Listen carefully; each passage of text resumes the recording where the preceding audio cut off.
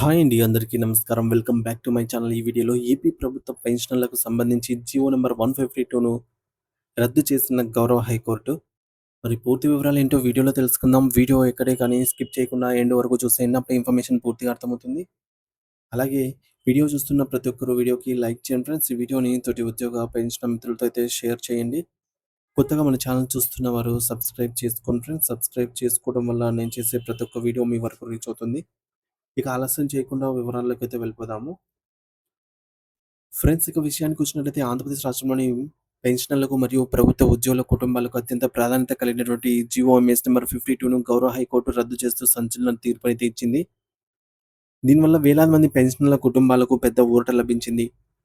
ప్రతి పెన్షనర్ లేదా కుటుంబ సభ్యులు ఈ నిబంధనను మరియు తమ హక్కులను క్షుణ్ణంగా తెలుసుకోవడము వారి ఆర్థిక భద్రతకు ఎంతో అవసరము. ఒక ప్రభుత్వ ఉద్యోగి తన సర్వీస్‌లో ఉండగా అకాల మరణం చెందిన లేదా పదవి విరమణ చేసిన తర్వాత పెన్షన్ పొందుతూ మరణించిన వారిపై ఆధారపడినటువంటి కుటుంబ సభ్యుల ఆధారంగా ఆర్థికంగా ఇబ్బందులు పడకూడదనే ఉద్దేశ్యంతోనే ప్రభుత్వం ఈ యొక్క ఏపీ రివైజ్డ్ రూల్స్ 1980లోని రూల్ నంబర్ 50 ప్రకారంగా కుటుంబ పెన్షన్, ఫ్యామిలీ పెన్షన్ సౌకర్యాన్ని కల్పించబడింది. మరి ఈ యొక్క పెన్షన్ అనేది కేవలం ఒక సహాయం మాత్రమే కాదు. అది ఉద్యోగి చేసిన సుదీర్ఘ సేవలకు ప్రతిఫలంగా వారి కుటుంబానికి దక్కేటటువంటి చట్టబద్ధమైన హక్కు అని మనం గుర్తించాలి. ఒక ప్రభుత్వ ఉద్యోగి తన విధి నిర్వహణలో పూర్తి చేసుకొని రిటైర్ అయిన తర్వాత తన శేష జీవితాన్ని గౌరవప్రదంగా గడపడానికి ప్రభుత్వం నుండి పొందే నెలవారీ మొత్తాన్ని కూడా సర్వీస్ పెన్షన్ అని అంటారు. అయితే దురదృష్టవశాత్తు ఆ యొక్క పెన్షనర్ మరణించినా లేదా సర్వీస్‌లో ఉన్న ఉద్యోగి మరణించినా వారి కుటుంబ పోషణ కోసం అర్హులైన వారసులకు ఇచ్చే దానినే కుటుంబ పెన్షన్ లేదా ఫ్యామిలీ పెన్షన్ అని పిలుస్తారు.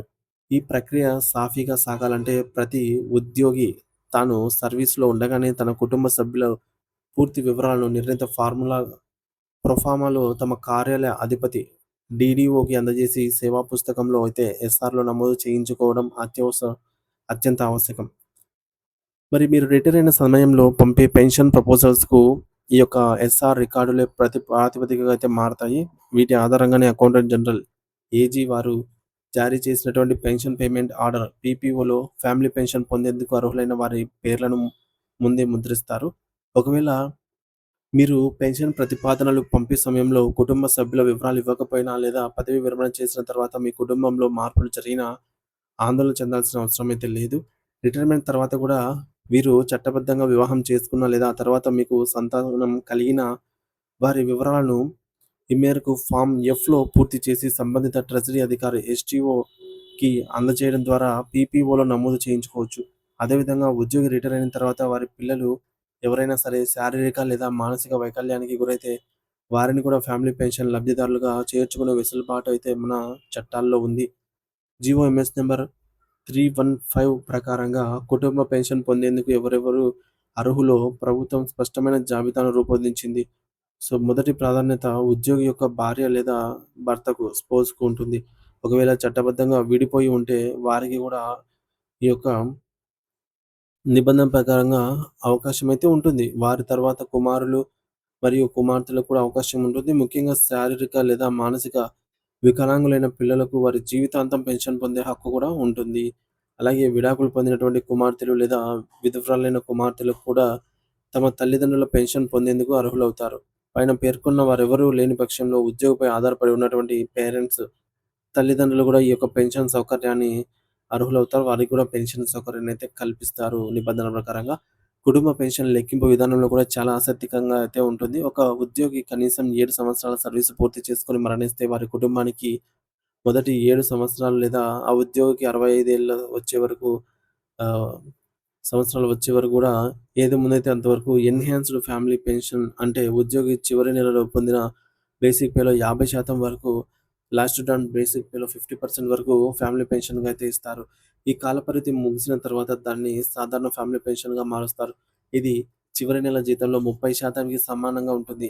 అదే ఒక పెన్షనర్ మరణిస్తే వారు అప్పటికే పొందుతున్న పెన్షన్ లేదా చివరి జీతంలో 50% ఏది తక్కువైతే దాన్ని ఎన్‌హాన్స్‌డ్ ఫ్యామిలీ పెన్షన్‌గా నిర్ణీత కాలం పాటు చెల్లిస్తారు. ఒకవేళ ఏదైనా ప్రభుత్వ ఉద్యోగి అదృశ్యమైతే ఆ కుటుంబం ఏడాది పాటు వేచి చూసిన తర్వాత పోలీసులు ఎఫ్ఐఆర్ మరియు విచారణ ఆధారంగా ఫ్యామిలీ పెన్షన్ పొందవచ్చు.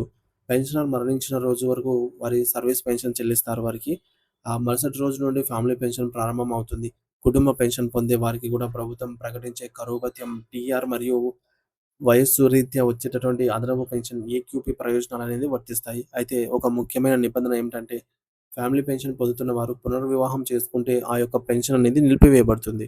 అలాగే ఒక వ్యక్తికి 2 కుటుంబ పెన్షన్‌లు పొందే అవకాశం ఉన్నప్పుడు, ఆ రెండిటి మొత్తం కలిపి గరిష్టంగా రూ. 27,830 మాత్రమే పరిమితం చేయబడింది.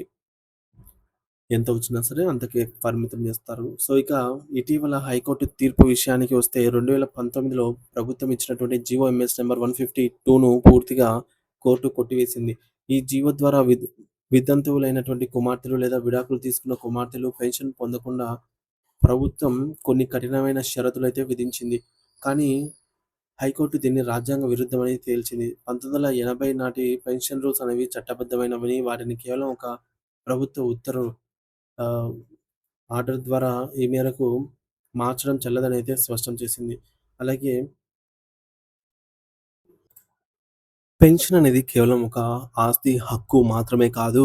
అది గౌరవంగా జీవించే హక్కులో భాగమని హైకోర్టు అయితే గుర్తు చేసింది. సో, వితంతువు లేదా విడాకులు తీసుకున్న కుమార్తెలు తమ తల్లిదండ్రులపై ఆధారపడినప్పుడు వారిని పెన్షన్ నుంచి దూరం చేయటం సామాజిక న్యాయానికి విరుద్ధమని కోర్టయితే అభిప్రాయపడింది. ఈ తీర్పు ద్వారా అనాథలైన కుమార్తెలకు ఒక గొప్ప ఆర్థిక రక్షణ అయితే లభించినట్లయింది. సో, ఫ్రెండ్స్ మనం ఇప్పుడు చెప్పుకున్నట్టుగా ఏపీ రివైజ్డ్ పెన్షన్ రూల్స్ 1980లోని రూల్ నంబర్ 50 ప్రకారంగా కుటుంబ పెన్షన్ హక్కు అయితే లభిస్తుంది.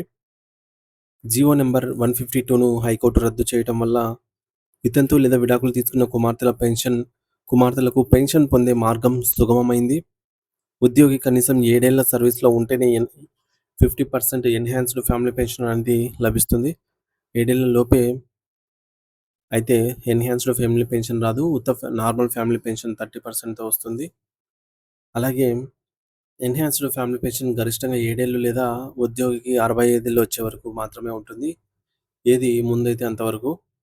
రిటైర్మెంట్ తర్వాత జరిగినటువంటి వివాహాలు మరియు పుట్టిన పిల్లలకు కూడా ఫ్యామిలీ పెన్షన్ హక్కుగా అయితే ఉంటుంది.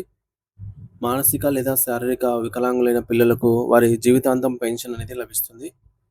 కుటుంబ పెన్షన్ కోసం కుటుంబ పెన్షన్ పొందేవారు పునర్వివాహం చేసుకుంటే ఆ పెన్షన్ రద్దు అయితే అవుతుంది. కుటుంబ పెన్షన్‌పై కూడా కరువు భత్యం, డీఆర్ మరియు వయస్సు పెరిగినప్పుడు వచ్చే అదనపు పెన్షన్ ఏక్యూపీ అందుతాయి.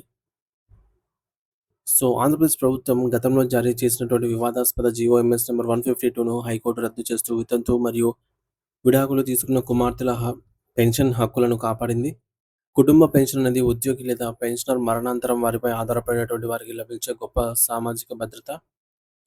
దీనికి సంబంధించి 1980 పెన్షన్ నిబంధన ప్రకారంగా అర్హతలు, లెక్కింపు విధానం మరియు నామినీలను ఎలా చేర్చుకోవాలో స్పష్టమైన మార్గదర్శకాలున్నాయి.